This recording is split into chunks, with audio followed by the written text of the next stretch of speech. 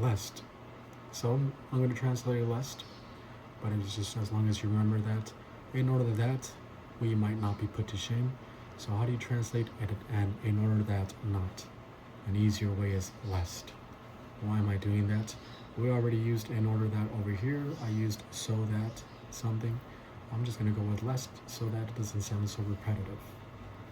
Lest, in any way, if Macedonians, and then here's the verb, nominative produces the action of the verb. The verb in this third class condition is the aorist active subjunctive of erchomai. Here you see eltosin. It is an irregular verb, those verbs that change. So you see that erchomai and eltosin do not look alike. Yes, it does happen that in the aorist tense it changes. It's an irregular verb. Now, the aorist tense is a constantive aorist for the point without any special regard for its initiation or its progress or its result, just the simple act of the Macedonians going with Paul to Corinth. The act of voice, the Macedonians produce the action of the verb of deciding to go with Paul, and the subjunctive mood is potential, forms part of the third class condition.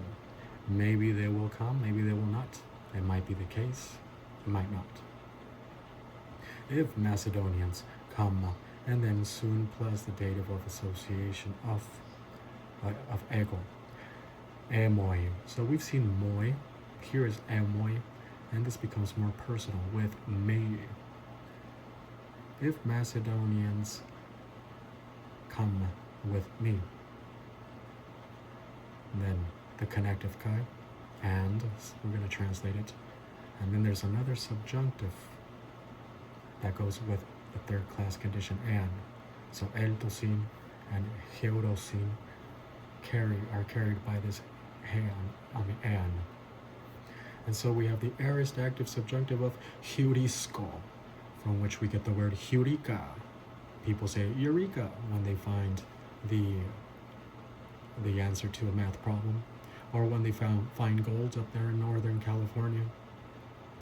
They say eureka, but its wrong pronunciation is hey, this breathing mark right here, heureka. The heureka is in the perfect tense of heurisko. Okay, so yeah, here it's in the aorist active subjunctive, heurosin. And the aorist tense is also a consultative aorist. The moment that they find the fact and find the Corinthians unprepared, the active voice, the Macedonians produce the action of the verb of discovering that the Corinthians are not prepared. And the subjunctive mood also is potential. It goes with the third class condition. Macedonians produce the action of the verb again. It's in the nominative, producing both eltosin and heurosin. And then we have here the accusative direct object of su, humas, and find y'all. Find you, Corinthians. This is the accusative primary object because there's another accusative, and this is the secondary object. Find y'all something. Paraskewastos. Does this look familiar? We've seen paraskewas, paraskewatso, paraskewe. Here's paraskewastos, but it has an alpha privative. Unprepared. And this completes the subordinate clause that stands in between the main negative purpose clause, lest we might be embarrassed, be ashamed, be put to shame. So what do we have? Lest in any way, comma. If Macedonians come with me and find y'all unprepared, comma, we ourselves might be put to shame. So aparaskewastos, unprepared. Unprepared is the status, is what happened beforehand. The Corinthians were the first ones to not only begin the doing of this offering, but also the desiring. But there was a short circuit. They became distracted by false teachers. Many of them are carnal, and many fell into reversionism. Therefore, they became unprepared. But now they have recovered. And Paul says, okay, let's resume the offering for these Jerusalem Christians. But now I'm going to send the brothers in advance, and so that you can be in a state of preparedness. Not only is this so that for the purpose of you being in a state of preparedness, but it's also a test. I'm going to send the brothers in advance to prepare this so that you are not in a state of unpreparedness. You need a little bit of help, and that's us. Sometimes we need a little bit of help. As we're going through tests, we think we can handle it. You might be passing a test here and there, and you're like, yes, I got this, yes. But sometimes we need that additional aid, additional help. And God provides these things. God is providing Titus and the brothers to motivate them to become prepared, so that they don't stand in a state of unpreparedness. They might not need the brothers' help. The Corinthians have the doctrine. They could probably, perhaps, do it and complete the doing already. But Paul, to avoid any embarrassment, he's sending the brothers in advance. So, aparaskewatos, unprepared. This is not the Lord Jesus Christ. He was the real paraskewe. He was the preparation of the Passover. The Lord Jesus Christ was prepared with a full doctrine inside of his soul, to the point of becoming the preparation of the Passover and taking all the sins of the whole world.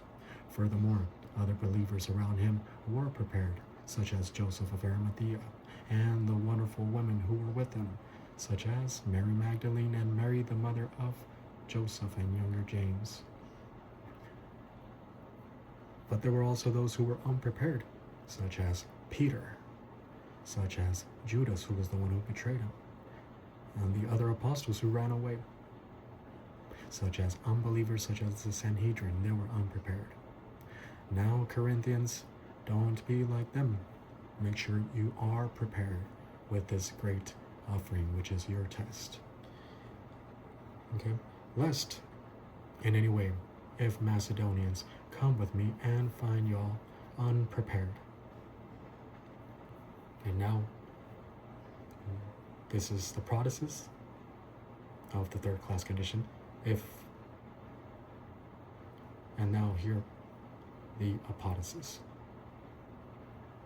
So we ourselves, we have the personal pronoun in the nominative plural of ego, hemes. It becomes very emphatic. We ourselves. He's about to say, not to say you, so that I don't mention you, Corinthians. You are going to be ashamed of you. I don't have to mention you. We ourselves. We are going to be ashamed. And so, hemes, we ourselves, and this is the nominative which produces the action of the verb of kataiskuno, and the aorist passive subjunctive here, kataiskuntomen. Many times the way to find out whether it's a subjunctive or not is that instead of seeing a regular omicron, you find the omega right here, right before the suffix. Kataiskuntomen. And so I'm going to translate it. We might, lest we might be put to shame. We ourselves might be put to shame. That's how we're going to translate it. You don't like lest? In order that, in any way, we are not put to shame. No? So yeah, we're going to prefer lest right now. So this is, this aorist tense is the constitutive aorist for the moment they are put to shame when the Macedonians arrive and they see that they are unprepared. The passive voice, Paul and his team, those who have been doing the boasting, laudatory testimonies about the recovery of the Corinthians and their preparedness, they are going to receive shame. They're going to say, what's up with that? Hey, Paul, you've been bragging about these guys. What happened? And that's normally what people say when something does not turn out the way. What happened? What happened? What happened? The subjunctive mood here goes with the negative purpose clause. So now you see how this is the negative purpose clause, lest in any way we might be put to shame. But in between, he slaps in this protasis of the third class condition. And by slapping this third protasis of the third class condition, he makes this part of the negative purpose clause the apodosis. It's pretty genius here. Okay, so we ourselves might be put to shame. And here, let's see. Now there's this sentence in the middle of this clause, and it's hina me lego humes, which is not to say you, not to say that you're not going to be ashamed. Oh, of course you're going to be ashamed, but he's saying we ourselves, we're going to be ashamed, to avoid saying you. So in case you want this, hina, this is a purpose clause that functions as part of this rhetoric. You know, Paul is saying, I'm not going to mention you, you are going to be ashamed, but we ourselves are going to be ashamed. And then may denies, so it's a negative here, with the present active subjunctive, not in the first person singular, it's in legomen, the first person plural. Legomen, subjunctive, you see that omega right there. Codex Aleph has this one is more correct on 2 Corinthians, more reliable. Of course, Paul speaking in the plural here, we might be put to shame, and therefore we continue the plural in the first person singular. Okay? In order that we may not say humes, now it's in the nominative of su, you yourselves, Corinthians. So what does this mean? This is an idiom, not to say you, or in order that we don't mention you, or to avoid saying you.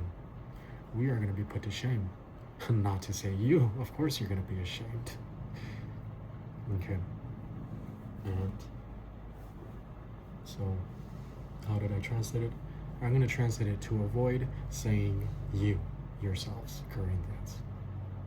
And then now we have here n plus this wonderful word hypostasis, and the collection of all these words, boom, is telling you, go to the Passover Lamb, the Lord Jesus Christ, the hypostatic union, who realized the doctrine of kenosis all the way to the cross to become the Passover Lamb. Go. And so that's the reason why we went to the Synoptic Gospels. Hypostasis here is going to be translated more in terms of confidence, but let's get there right now. N plus the dative of sphere and of hypostasis. This is a difficult word for me many times. Every time I run into it, I have to do a word search, a word study, not just a word search, a word study. And so we're not going to translate it in this hypostasis, obviously. Hypostasis is used in many different ways.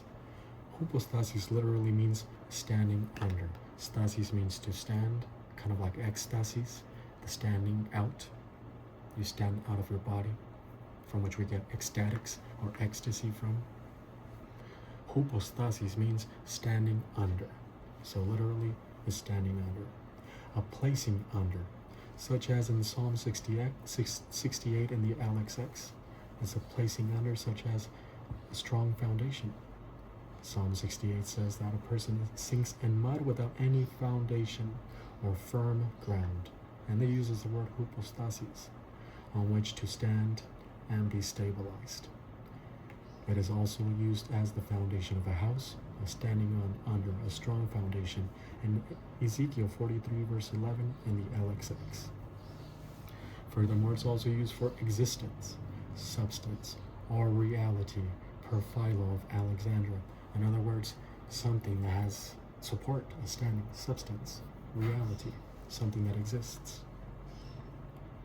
It is also used for a substantial quality or nature, such as the substantial quality of nature of God. In Hebrews chapter 1 verse 3, this is from which we use this word, a hypostatic union. Furthermore, it's also used for resolution, confidence, assurance, such as in Ruth chapter 1 verse 12 in the LXX, in Ezekiel 19:5, and in Psalm 39:7. And that's how we're going to use it. This is the word for strong confidence. We are talking about boasting. We are talking about confidence, the Corinthians, and we are talking about embarrassment because something did not turn out according to our boasting. So this has to do with confidence.